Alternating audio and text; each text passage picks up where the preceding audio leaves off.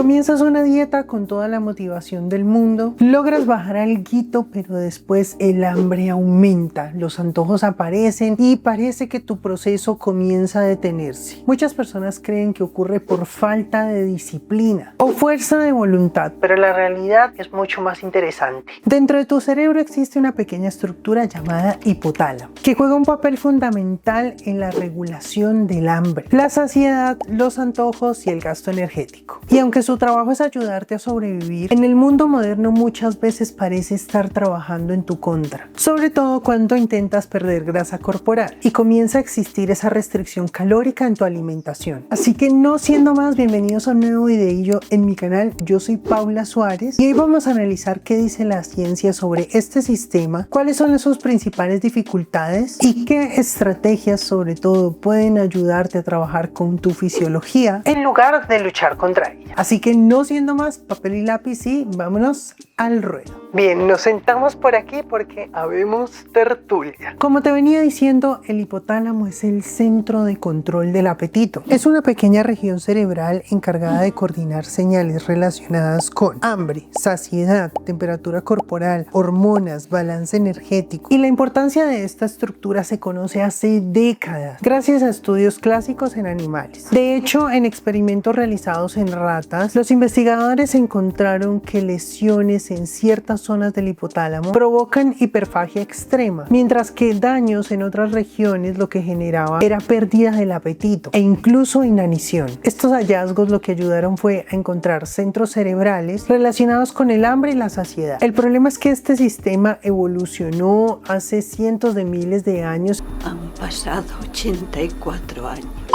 Donde el principal riesgo era morir de hambre, no tener exceso de comida disponible como sucede hoy día. Por eso cuando intentas perder grasa, tu cerebro interpreta parte de ese proceso como una posible amenaza para la supervivencia. Y entonces ahí viene el primer mecanismo de defensa, el aumento del hambre. Uno de los principales obstáculos durante una dieta, sobre todo cuando hay una restricción calórica como en un proceso de pérdida de grasa, es que el hambre aumenta progresivamente. Al inicio suele ser manejable, pero en la medida en que el porcentaje de grasa disminuye, muchas personas sienten que cada vez cuesta más mantener ese déficit calórico. ¿Y por qué ocurre esto? El hipotálamo recibe señales hormonales relacionadas con las reservas energéticas del cuerpo. Cuando detecta reducción de grasa corporal, entonces incrementa señales de hambre, reduce señales de saciedad y favorece comportamientos dirigidos a buscar comida. Entonces aquí va la primera clave: proteína como herramienta para controlar el apetito. Esta es una de las estrategias nutricionales más respaldadas por la evidencia científica: aumentar la ingesta de proteína. En un estudio se hizo un experimento en que investigadores duplicaron la ingesta proteica de los participantes sin modificar otras variables. Los resultados: consumieron espontáneamente aproximadamente 440 menos calorías al día, mantuvieron esta reducción durante 12 semanas, perdieron cerca de 10 libras de peso corporal y la mayor parte de esa pérdida fue grasa. Además, señalaron que a pesar de los mecanismos compensatorios que normalmente aparecen durante una dieta, el aumento de proteína ayudó a mantener el apetito bajo control. Así que algunas investigaciones sugieren consumir al menos entre 20 y 30 gramos de proteína por comida. Acuérdate, aporte como macronutriente, esa no es una porción. Lo que se ha visto es que esta cantidad de aporte de proteína por comida puede ayudar a maximizar el control del apetito y por supuesto las señales de saciedad. Así que aquí en pantalla te dejo algunos ejemplos para guiarte. Toma captura. Y también en estos videos que te sugiero aquí puedes ver varios ejemplos de acuerdo al proceso en el que estés, sea volumen o definición. Segunda clave: el volumen de los alimentos también importa. El hipotálamo no solamente responde a calorías, también recibe información sobre la distensión gástrica. En cristiano, ¿cuánto espacio ocupa la comida en tu estómago? Por eso siempre te doy el mismo ejemplo. 200 gramos de papa, que es una porción más voluminosa, puede ser más saciante que 100 gramos de plátano maduro para la misma cantidad de carbos que te aporta. Y en una de las investigaciones más famosas sobre este tema, investigadores compararon diferentes alimentos aportando la misma cantidad de calorías y posteriormente evaluaron qué tan llenas se sentían las personas. Lo que encontraron fue lo siguiente: los alimentos ricos en agua, fibra y volumen obtuvieron puntajes de saciedad mucho más altos, entre ellos papa cocida, avena, frutas, alimentos de los que ya hemos hablado bastante en este canal. Mientras que productos ultraprocesados como croissant o barras de chocolatina mostraron menor capacidad para generar saciedad. De hecho, el hallazgo más llamativo fue que las papas cocidas fueron aproximadamente 7 veces más saciantes que los croissants, caloría por caloría. Sobre la selección de alimentos te recuerdo nuevamente que ya tienes 2 videos en mi canal, tanto para volumen como para definición, que te pueden ayudar a ser más estratégico con eso. Segundo mecanismo de defensa, con el que batallan todos: los antojos. No todo deseo de comer es hambre fisiológica. Muchas veces terminamos una comida completamente satisfechos y después vamos que por el picoteo, que quiero algo dulcecito, un snack. Yo sé que te sentiste identificado. Pillín, ya te conozco.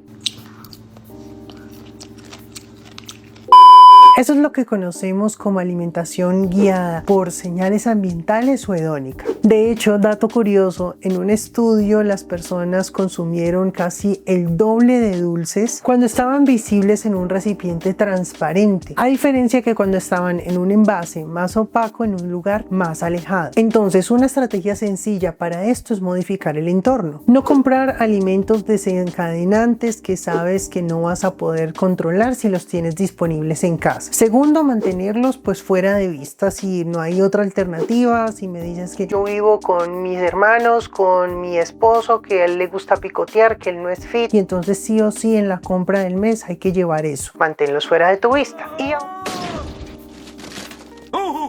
Vengan con su papá.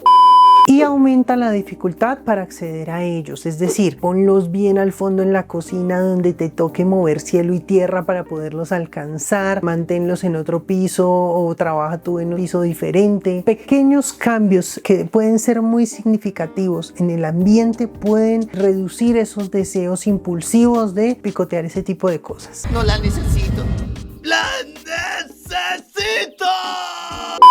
Y algo que sé que no esperabas, el papel del sueño y el estrés. Ay, otra vez. No entiendo por qué me tengo que acercar y volver. O sea, ya valimos. Dos factores frecuentemente olvidados, sobre todo en un proceso de pérdida de grasa, son dormir poco y mantener altos niveles de estrés. Lo que se ha visto es que incluso una sola noche de privación del sueño puede aumentar hormonas relacionadas con el hambre y reducir señales de saciedad. Además, el estrés crónico puede favorecer una mayor ingesta energética, porque el cerebro interpreta estas situaciones como una amenaza potencial. Pero sobre estos dos ya tienes 2 videos en mi canal donde hablo a fondo de estos temas porque son bien importantes aunque no lo creas. Estrategias en estos casos que pueden ayudar a mejorar esas señales regulatorias. Por un lado, intentar dormir 1 hora más los días que puedas dormir mejor, o hacer siestas pequeñas de 20-30 minutos durante el día. Y por otro lado, realizar una caminata de al menos unos 10 minutos o una pausa activa de 10 o 15 minutos cuando estés bajo estas situaciones de mucho estrés. Yo sé, no es fácil, pero mantenemos muy estresados.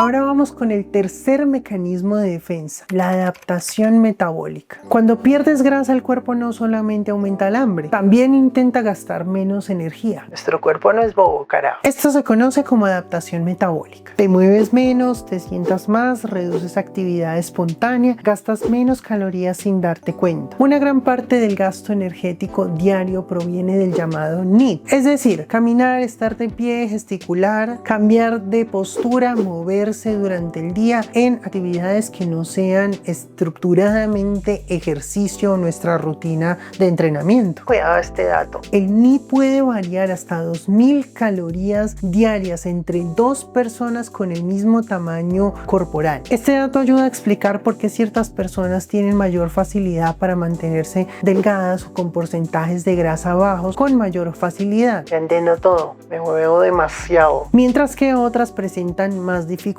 Por ejemplo, alguien que trabaja todo el día en una oficina sentado. Así que, primera estrategia, la caminata suele ser de las herramientas más infravaloradas y sobre todo en un proceso de pérdida de grasa. Sin embargo, tiene muchos beneficios. Aumenta el gasto energético, es sostenible, genera poca fatiga, facilita la recuperación, no tienes que gastar ni un peso. Por eso, escuchamos que controlar los pasos diarios puede ser una gran estrategia para evitar la disminución inconsciente del movimiento entrenamiento durante el día, pero no te me vayas a volver loco y obsesivo con eso, porque casos veo a diario y he visto, y entonces ¿cuántos pasos hice? Y si no hice 10.001 pasos, entonces ya se me volvió un estrés. vuelves como todo al exceso, y tampoco debe ser así. Yo no cuento los pasos diarios, pero hago mucha conciencia de cómo es mi contexto y mi jornada diaria. Desde hace un tiempo en mi canal, sobre todo en esos videitos de mi rutina, de lo que como en un día, no sé qué, te muestro un poquito de cómo es mi día a día, y sé que soy una persona que trabaja y que podría estar muchas horas sentada editando, trabajando frente al computador, pero lo que hice fue, Mejor dicho, salirme del escritorio de casa y poner mi computador en la máquina, en la caminadora del gimnasio, y aprovechar ese tiempito para dar pasitos. No pongo la máquina a mucha velocidad, a veces máximo a 2, y ahí trabajo. De hecho, es uno de mis momentos cognitivamente más alerta, más creativos del día. Para mí ya se volvió hasta terapéutico. La segunda herramienta fundamental, el entrenamiento de fuerza. Y sé que ya lo sabías. Lo que se ha visto es que cuanta más masa muscular se pierde durante una dieta, mayor es la probabilidad de recuperar grasa posteriormente. Por eso mantener tu entrenamiento de fuerza con buena intensidad, No con pesitas de algodón, por favor. envía una señal fisiológica a tu cerebro para conservar músculo durante el déficit calórico. Y por último, algo que insisto mucho en este canal, Mira que mamá Paula te va a cachetear porque no se entiende, pero yo seguiría aquí luchando para que se entienda. procesos progresivos, no agresivos. La velocidad correcta, sobre todo para perder grasa. Uno de los errores más comunes y que más se repite es ese afán por perder peso y grasa rápidamente.